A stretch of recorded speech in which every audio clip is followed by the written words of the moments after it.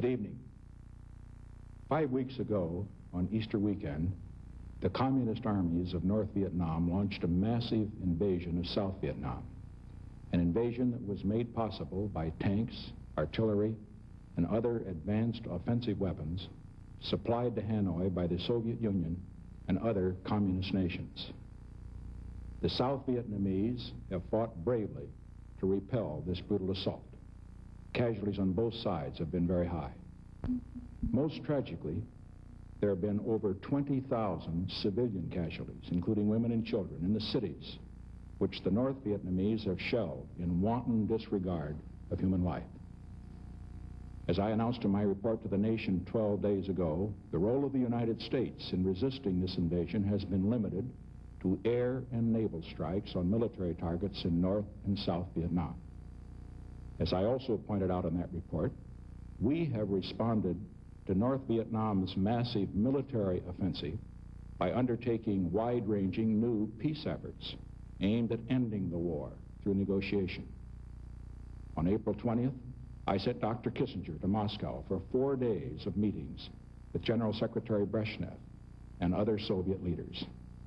I instructed him to emphasize our desire for a rapid solution to the war and our willingness to look at all possible approaches.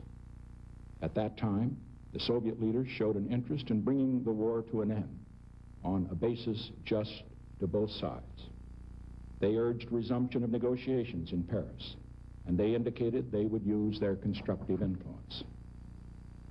I authorized Dr. Kissinger to meet privately with the top North Vietnamese negotiator, Le Duc Tho, on Tuesday, May 2nd in Paris. Ambassador Porter, as you know, resumed the public peace negotiations in Paris on April 27 and again on May 4. At those meetings, both public and private, all we heard from the enemy was bombastic rhetoric and a replaying of their demands for surrender. For example, at the May 2nd secret meeting, I authorized Dr. Kissinger to talk about every conceivable avenue toward peace.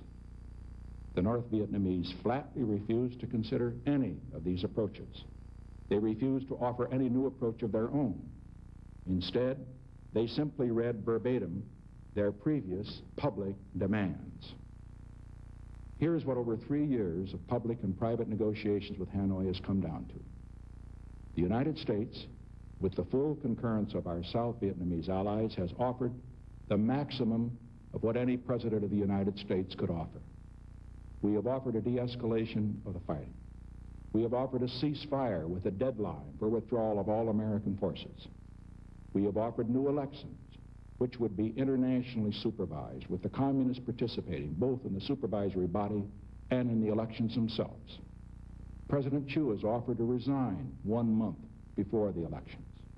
We have offered an exchange of prisoners of war in a ratio of 10 North Vietnamese prisoners for every 1 American prisoner that they release.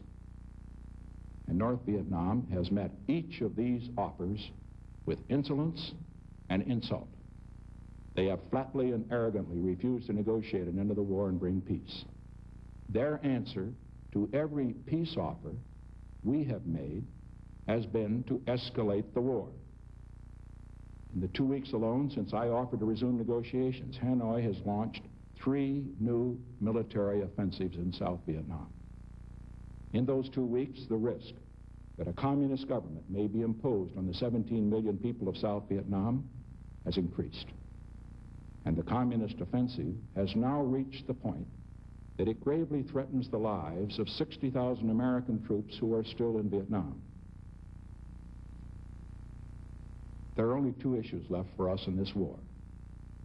First, in the face of a massive invasion, do we stand by, jeopardize the lives of 60,000 Americans, and leave the South Vietnamese to a long night of terror?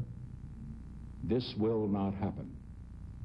We shall do whatever is required to safeguard American lives and American honor.